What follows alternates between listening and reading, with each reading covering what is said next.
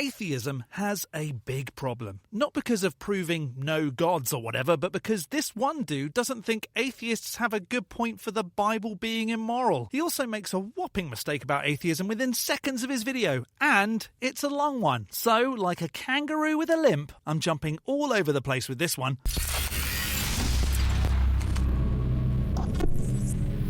Hello, I'm the Skeptic, the British floating circle that watches people make extraordinary claims, then I explain why I don't accept what they're saying. Apologetic Arena puts out regular videos, but every now and then has a live stream where he makes colossal mistakes about the position of certain people. I mean, good on him for at least speaking out about Islam, but how can that God not be real and his is? I just don't get it. Israel here thinks that he's got the big gotcha for atheism, and it's a non-believer's problem that the Bible isn't immoral at all. So before we see why a God can do whatever it wants to, immoral or otherwise, if this isn't your first Skeptic video, hit the like, the subscribe and the bell, and see if the algorithm can be a bit more moral in its recommendations. And a super thanks to those that hit super thanks in some recent videos. Kevin and New Pitbull. Lisa the Rainbow Giraffe bestows leaves upon you. More hen. Okay, what is the big problem and why is it anything to do with atheists? We are going to be engaging with their belief, or the lack of belief, as they say, of atheism, the belief that there is no God. This is going to be a very simple but very effective live stream today. I'm going to walk through a couple of things. I'm going to walk through this. You can see this image right here. I'll explain that all in a moment. And we're going to look at this particular movie right here. And we're going to talk about a couple of other things in today's live stream, all which highlight the big problem with atheism. I must have missed how those images prove that a God exists. The only thing that actually could be a problem for atheists. The belief that there is no God. Believing that there is no God. Well, only 50 seconds into this almost 2-hour video, and you've already made a mistake. Atheism is the lack of belief. Say, Israel, someone says a God exists. Another person might say, oh, I believe you. That would then be a theist. Another person might then say, I don't believe you. That makes them atheist. There might be some folks who say there is no God, but that's just a portion of the overall thing. That is, I don't believe that there are gods. Maybe you should get that right before explaining why atheists have a big problem. And from a Christian perspective, it's helpful for us because we understand that the more we can prove and see that believing that there is no God is not a reasonable, not the most rational way to think or to believe, the easier it is to help us as Christians to believe in the God of the Bible, etc. So, welcome to the Sunday roast, as I like to call it. Sundays here in the UK, we like to engage with different arguments against Christianity. Very different to how it is in the USA. Religious folks in the USA go to church on a Sunday. You just don't really hear of that in the UK. At least they've got that right over there. Make Sundays great again. Skip church. We look at atheism, we look at arguments from rabbinic Judaism against Christianity, we look at Islam's attacks against Christianity and Hebrew Israelites specifically. But today's an interesting one because we're not looking at the arguments or the beliefs from a different religious group or a group who has a set book or set laws or codices to compare or to contrast, or coming from that sort of perspective against Christianity. And that in and of itself highlights the very problem. Because there's no invisible man in the sky giving non-believers terrible rules to live by, it's a problem. The fact that you need a God to tell you not to be a human is pretty in itself. We're going to go back in time. We're going to go back to the past in a couple of ways. I'll explain that all in a moment. But it's actually funny. Before I do this, someone decided to put a comment in the live chat. And it was interesting because the person was basically, I can only show the second part, which says this, right? From Brabble Beast. He says, and they have been doing so for decades. This is the only message I saw, and I wondered, like, what on earth was this person talking about? I don't know what position he's coming from or her. But on YouTube, it was showing. The person was basically saying in the other message, which didn't show up, why is it always Christians or theists, people who believe in God, who have been saying that atheism is destroyed, it's defeated, it's debunked, etc. for decades, and they're still doing it now? And as I was reading this, I was thinking to myself, I had a little chuckle and I said, well, who is going to say that atheism is debunked? Is an atheist going to say, someone who doesn't believe in God, that the belief in no God is actually silly or debunked? What would happen to an atheist at that point? They'd have a God proven, maybe? That's literally how to debunk atheism. And if someone who was atheist had then seen the God and could prove it to their atheist friends because it was a repeatable demonstration, atheism would actually be debunked. And an atheist would very well say that. At the point an atheist comes to that realization and is willing to publicly acknowledge that atheism doesn't make any sense, atheism is destroyed, debunked, foul, etc., they would immediately now be moving closer to theism. Well, yeah, that's obvious. But if a God was proved to be real, would folks who are atheists now worship that being? I sure as hell wouldn't. Not with all the terrible stuff it promotes. Not for being because people didn't accept that it was real for so long that it punished them for it, when it could have just appeared and said, "Look, I am real, you guys. Stop eating shellfish and start owning slaves again." They may not be at the stage at that point where they believe in God, but they will now be called they will now be coming from the perspective of what we call agnosticism. When will folks understand that agnosticism and atheism are not the same? Belief and knowledge. Belief and knowledge, mate. They now are not sure. They believe there's something out there, but they don't know what it is or who it is, etc. If they believe there's something out there, they're theist. They just might not know which god or religion they want to follow. But if you, dear person watching this, struggle with which floating being in the sky to follow, then may I suggest the one true cosmic multicoloured deity, Lisa the Rainbow Giraffe leaf be upon her. And if you don't accept that she's real, she's not going to send you to a torture pit for the rest of time. She couldn't give a rat's backside. We can even flip this in the other direction, right?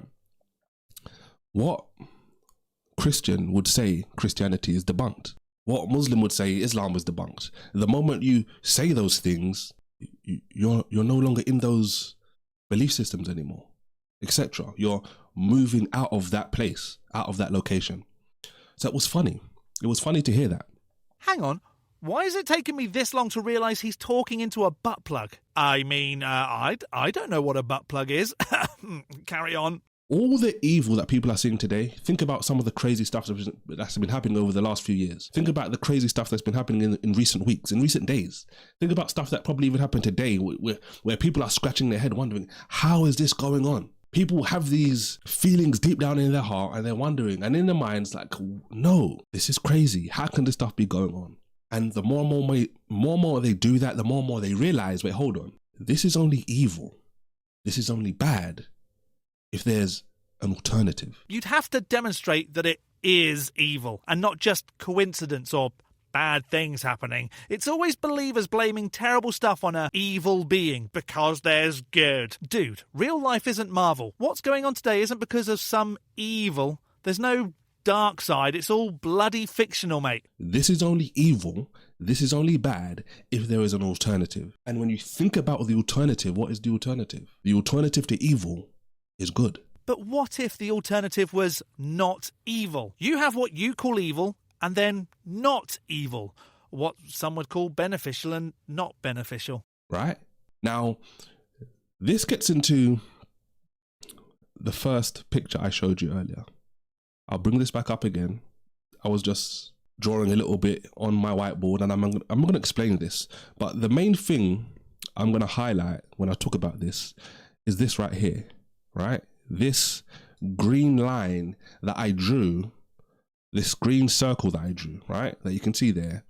This is the problem. Or no, sorry. This is the difference.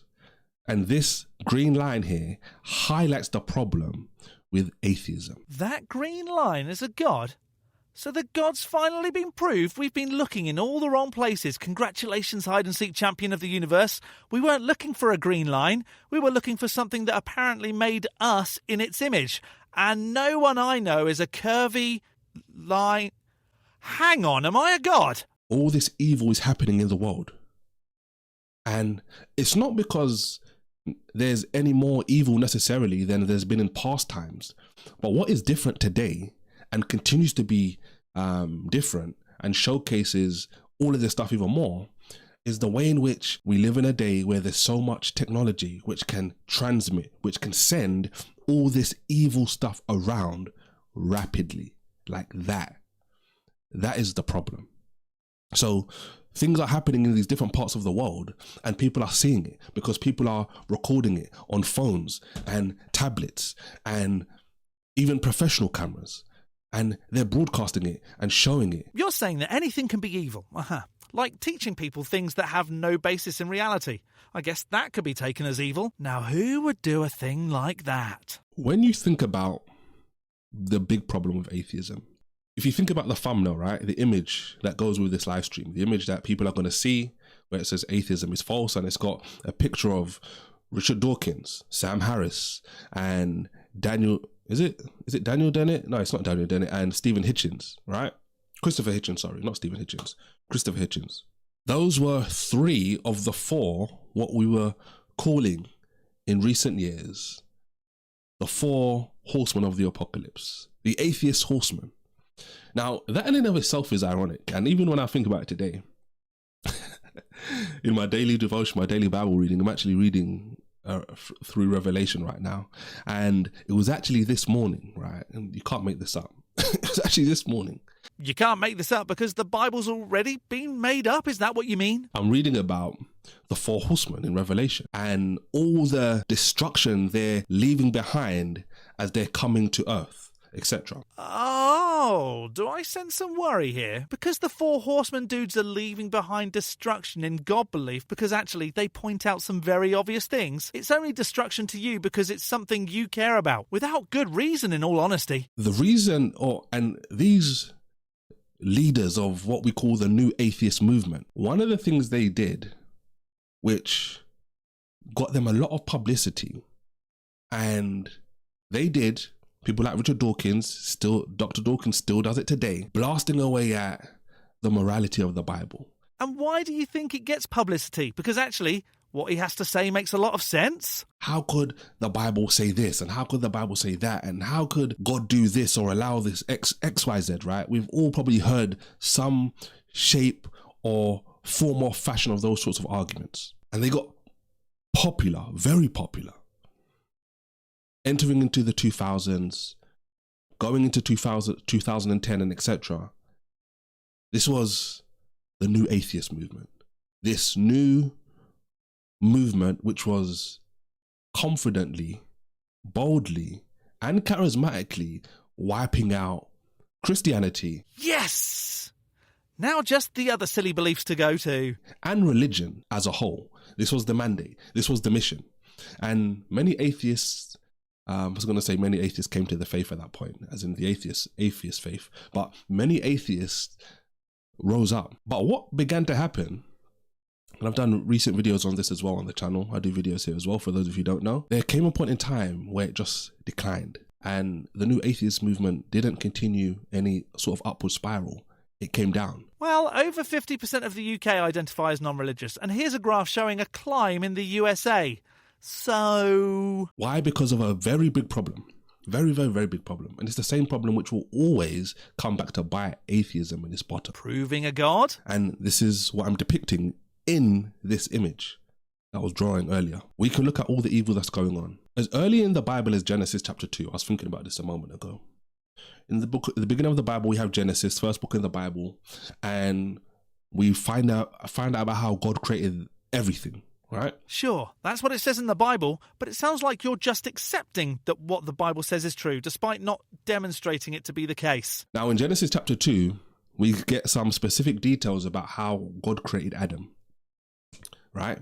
The first man. No, you get a story about how people thought God created Adam, which we know isn't right, because we know how humans are made. You can even see that our ancestors predate the Genesis story. Something very specific God says to Adam, which is really relevant to what we're talking about today. God says to Adam, I'm putting you in this garden. This garden has loads of fruit. There's loads of trees in this garden. Eat of all these fruits, right? There's an abundance of fruits. You can eat of all of them. Imagine walking into a supermarket, your local supermarket that you go to or whatever. The manager stops you at the beginning of the entrance and says, look, Israel, everything in this supermarket you are able to enjoy. It would be like heaven, wouldn't it? But there's only one row. There's only one aisle in this supermarket that you cannot go down. Every other aisle you can go down, and every other aisle you can enjoy anything you like. This is very similar to what God said to Adam. Go into the Garden of Eden, take care of it, etc. Have dominion, eat all the fruit. Everything is to your heart's desire, but don't eat of that specific fruit. Yeah, but would the supermarket guy get annoyed if you did go down that aisle and then flood and drown the entire store, minus a few favourite workers, telling them to take 2 of every fruit and veg in the produce section, and then not be satisfied, so get his son and kill him just to make himself feel better? This is the first law, the first boundary, commandment that God gives to mankind. Wouldn't it have made more sense for an all-powerful being to just not have made it in the first place? Sounds like a dumb thing to do. If it was all-knowing, to put something down that it knew its little creations would go and touch anyway and cause all this stupid mess, it could have just saved itself a lot of hassle and bloodshed if it used its all-knowingness. Don't eat of that particular fruit. And from that point in the Bible, as Christians, we are being given boundaries. This is why in the next chapter in Genesis chapter 3, it's just like, imagine we walk into that supermarket and I'm like, oh, okay, yeah, like, wow, like there's a TV in this aisle. I'm going to enjoy that TV. I'm going to take that home. Oh, there's a bunch of fruit here. I can make smoothies for the Sunday roast. Okay, I'm going to take a lot of strawberries. This particular smoothie today I put a lot of apples in it, and yeah, a lot of apples. It was very fruity, right? Very Garden of Eden-esque. Sure, because the god put a smoothie maker in but couldn't take the one thing out that it didn't want humanses to eat. I'm like, yeah, I'm going to stock up. And then I see the aisle I'm not supposed to go down, and I say, well, you know what? Let me just start walking. Let me just see what's in there, actually. I start forgetting about all of the abundance in the supermarket that God's given me access to, and I'm going to start looking to see what is it really that God does want me to go and look at. I start seeing, okay, there's this interesting stuff down this aisle. You know what? Let me take something. And I go to the checkout. I've got all of this stuff I've taken, but one little thing from the aisle, and I go to the checkout and I leave the shop and I go home. And as I'm walking out of the shop and I walk into my car, the manager calls me and says, hey, Israel, I told you don't go down the aisle.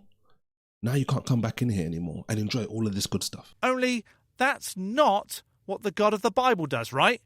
You're missing so many disgusting things that the God did because somebody ate its precious little fruit. Why? Because you didn't follow my rule. You did something wrong. This is the big problem with atheism. And this is what I'm depicting in this image right here. In atheism, this is atheism's big problem. I said I'm going to go back, right? We're going to go back in time. So before I even break that down even more. Come on, man, get to the point. Earlier on, right, 3 of my children were acting up, to say the least, right? Anyone who has children and has been a parent for any serious amount of time, you know this is just something that happens, right? Don't tell me you threatened to mark their doors and not end the life of the ones that had marks. No. You picked one to sacrifice because a god told you so. No, wait. You dashed one against the rocks. No. You picked one to have crucified to make yourself feel better, just like the God of the Bible did. Spoiler, he just says he disciplines them. Boring. When you look at an image like this, atheism's big problem, their big problem is, all these people here, right? These are just an example of people, right? All these little dots are people. You've got all these people, but who makes the rules? Who says what's right and what's wrong? Whereas Christianity, for example, you've got all these people, but like I mentioned earlier, this green line here, this green circle is a representation of God's boundaries, his rules. I gave you an example earlier when God is saying to Adam, don't eat of that tree. So the moment Adam or Eve ate from that tree, they were breaking the rules. It was wrong. Oh no, according to a God that you can't demonstrate to exist. So you think a God thinks it's wrong. So what? Why do you get to act like that position's right? I don't care about the story in the Bible or what you think a God thinks is wrong until you demonstrate that the God exists. What atheist can do that, can say that about anything? None. This is where you need to be very careful and understand what I'm saying. I am not saying that atheists do not have any sort of morality or cannot have any sort of morality. That's not the argument, and that's not the problem. The big problem with atheism is there's no objective morality. There's nothing objective about a God's opinion either. There are no facts to base a God's opinion on. Sorry, bub. This is why it's interesting. The video I talked about earlier, which is going to come out soon, is about the Olympics. And I'm going to show how God used the Olympics to prove atheism is false. Dude, the only way to prove atheism is false is by proving a God exists. I'm pretty certain the God you believe in isn't one of these fine folks. But you can apply this to anything in life. Think about the crazy thing that's happened in the last year. Some people are going to think about what's been happening in the Middle East. Some people are going to think about, oh, you know what, Israel, give me a bit more space. Let's think about over the last couple of years. Some people are going to think about what's been happening in Ukraine. Some people are going to be thinking about something that happened to them in their personal life. What makes those things evil? What makes those things bad? People defining them as bad, and that in no way demonstrates the existence of a God, especially since in some instances the bad stuff is carried out by believers who twist their doings to be approved by the God they believe in. I'm not going to lie, I expected much more from this dude, and the rest of this video is just the same stuff repeated pretty much for nearly 2 hours. I watched it so you don't have to. Lots of misunderstanding atheism, terrible arguments about morality, and not really demonstrating why atheism has a big problem, but maybe you think he did display the biggest problem atheists will face. You can just let me know in the section below. I'm going to skeptic this as more of a theist problem. A big thank you to this month's top level ticks on Patreon. Jerry, Dark Ether Piao, Tamo, The Barely Bearable Atheist, George, Godless Granny, Addy Rockhart, The Enixes, Jakari, Elizabeth, Whiskey Tech Fred and Rick, as well as all the $3 base ticks. You can become a supporter on Patreon too at patreon.com/theskeptic. The link is in the description along with links to all my other socials. Don't forget to hit the like button and subscribe if you haven't already. From me, the Skeptic, stay safe, keep thinking logically and ask questions. Skepticism is the first step towards truth. See you next Saturday.